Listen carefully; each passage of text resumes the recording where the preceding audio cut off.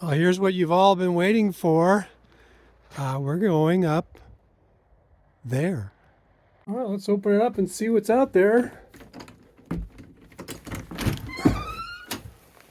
Ooh.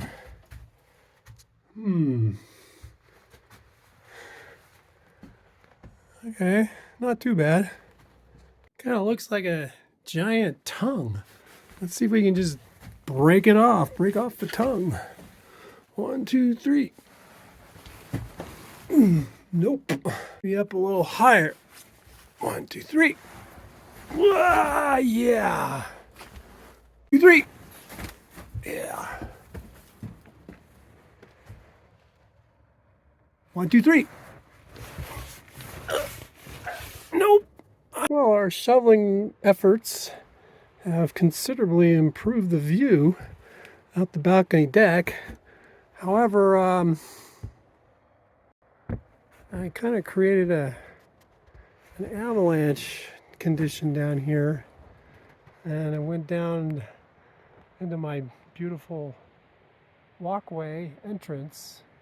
So I need to not shovel snow there. We're down here now at the base of the avalanche, so you can see what happened there. Good thing my guests weren't standing right there. So we're looking around at the aftermath of the blizzard of 24. I got the deck all clean. You can actually see the deck boards.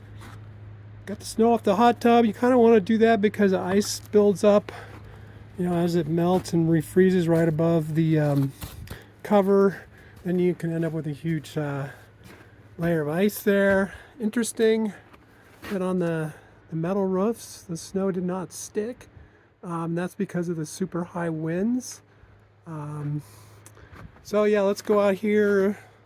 This is how I got all the snow off the deck, where to put it. I was going down this little trail, made of this big old pile over here. Again, there's not much snow up on the roof because the wind was just blowing it all off. Let's take a look.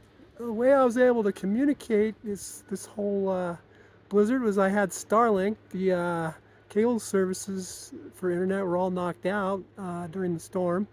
So that's why I was able to convey all these videos for your enjoyment.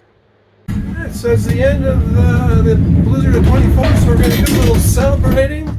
Heading out on the beautiful, fun gondola at Sugar Bowl and checking out the new snow. Here we are at Sugar Bowl doing a little skiing. Let's go.